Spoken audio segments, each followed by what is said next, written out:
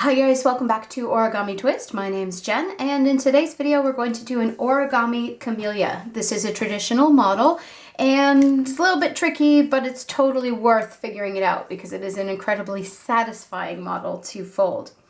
Now it does make a gorgeous little flower, so you could use that in a garland or decorate a fun table with it. Spring's coming here in Australia, it would make a great spring table decoration, that sort of thing.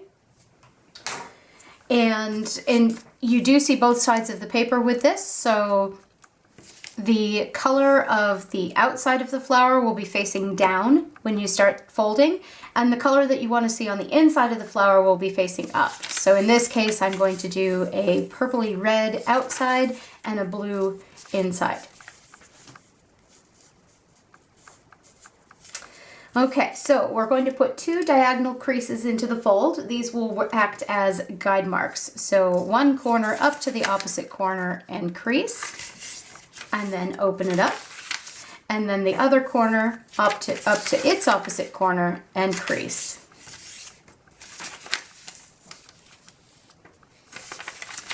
Now we're going to take one edge and fold it into that middle crease that we've just created, making sure that you don't go over the crease and that every single little bit is lined up really well. So you want this point at the end to be very, very pointy and as accurate as possible. And it sort of looks like half of a kite when all is said and done. Now you're going to look at this big long crease that you've just, you'll look at this big long edge that you've just brought up and go straight across. And that's going to be the next corner. So we're going to take this entire piece, and this edge is going to come up to that middle section.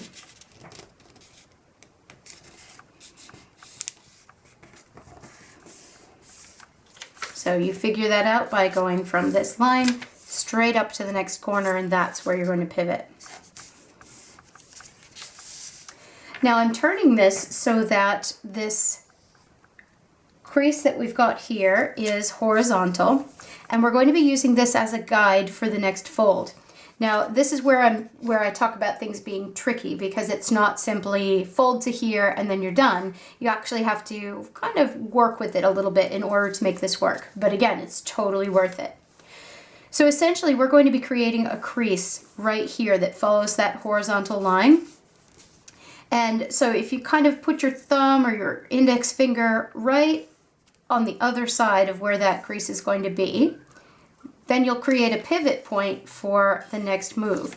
So now I'm going to lift up that flap, pivoting at that point, and then creasing, and don't crease until you've lined this up properly. This edge here is going to line up with this edge here. And you don't want to go over or behind it, you just want to line it up.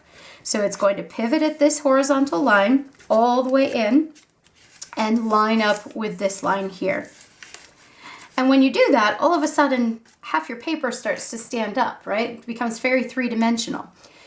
We actually need to create a new crease so that everything lays flat again. And you'll do that by, once you've lined up this horizontal line and that line, you're going to hold on to those with 2 fingers, and then you're just going to press back down where that crease is already. You don't need to create a new crease. And now it's almost flat, and you're just going to push away from that triangle so that it all lays flat. And again, the pause and rewind buttons are your friend, so just drag it back and play it again if you need to. But there's the first move. Now, so what we've done is we've actually created the first petal of the camellia. For the second petal, we're going to turn it slightly, once again, so that this horizontal line here is horizontal. And we're going to pivot, so go from this petal straight up, and we're going to pivot at that corner up there. And line up this edge with that center crease. Now, this model actually took me a couple of different times to learn, because if you've done quite a bit of traditional origami, you'll know that some of these folds are very different from other folds that are typically displayed. So it does stretch your brain a little bit, and just work through it. You'll be fine. One step at a time, right? Okay, so just like with that other one, we're going to do that whole, lift up and create a new crease thing, but you'll notice that we don't have a horizontal line there in order to create a guide mark of where to put our finger. Now, you'll notice that this crease before actually created a crease in the paper. So that is the pivot point right there where we're going to fold. And if you look under the flap, this line here is the pivot point for where we're going to fold. So if you put your finger right at the end of that crease there on the other side of it and lift up this edge so that it lays flat against that, the geometry of it all will put it right exactly where it needs to be. And then you'll create a crease there. And once again, this whole section is popped up now because it's not an exact fold. So in order to get it to come back down, we are going to fold that triangle back down, just like you did with the last one. And again, move your thumb away from the triangle to get it to lie flat. And there's your second camellia petal. Now we're going to turn it again so that this crease here and where these two meet is vertical. And again, there's your horizontal guideline that we'll see in a minute. And for this one, you'll notice we don't have anything to work on as far as where to pivot. So we're going to take this edge here and line it up with this vertical line here. So again, you've got a crease there that indicates one point. You've got an actual point here that indicates another point, and then you've got a little bit of a line as a guide mark. So line up this edge along this vertical line here. And I'll show you that. And if you line it up perfectly, it's exactly the same size. So hold it down with two fingers, move away from you when you create the crease, and it'll give you a nice crease that doesn't move everything around. And it's exactly the same thing as before. We're going to take this edge and line it up against this edge. And while I say it's the same as before, it doesn't look the same because there isn't that big triangle there. But just keep in mind the triangle's actually tucked down inside here. So it's this vertical edge lined up with this vertical edge. So lift it up, line up the two, crease so that you have a nice flat crease. And once again, part of the model is actually up off the table. So you're just going to press that triangle down and away from you to flatten everything down. And there's your third petal. Now let's turn it again. So once again, that crease in the middle is vertical. But this time you'll notice there isn't anything to fold in or pivot or anything at all. So what we need to do is actually pull out some of the paper that's in here to create that in order to create the next petal. And we're going to do that by flipping the triangle over and then holding those two together so that it doesn't get lost. We're going to go inside and pop this section out. Just like that. It doesn't have to be flat or anything like that. You just want it out so that you can work with it. And you'll notice that there is a crease right along the spine of this section that you just popped out. Remember, we're holding on with this triangle. And what we want to do is reverse that crease so that it's flat this way instead of coming over.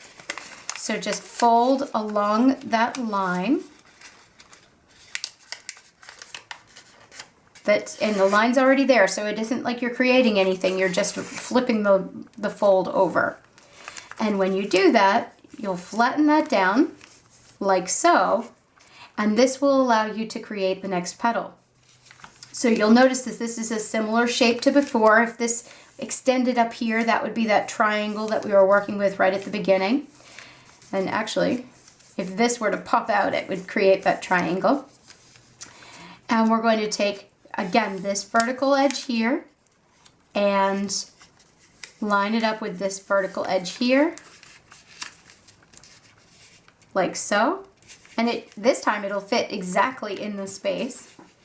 Crease, And once again, this part's popped up a little bit, which means, you guessed it, press down on that triangle and away from the triangle, and that will flatten out the petal.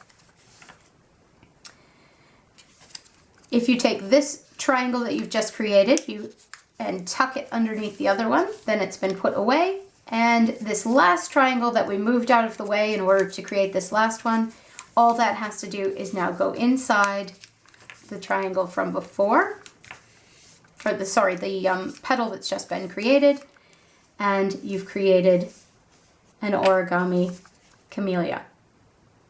I hope you enjoyed the camellia, guys. I'm going to put step-by-step links in the description box below. So in other words, petal 1, petal 2, petal 3, petal 4, so that you can go through and do each of the different steps separate from themselves. When I was learning how to make it, I did find that that was quite helpful to be able to go back. It would have been quite helpful to be able to go back and do each petal individually, so I will do that for you. That'll be in the description box, and I hope you enjoyed that. So far, I have come up with 2 videos in the last week, so it's looking good, guys. I think I'm back in the swing of things.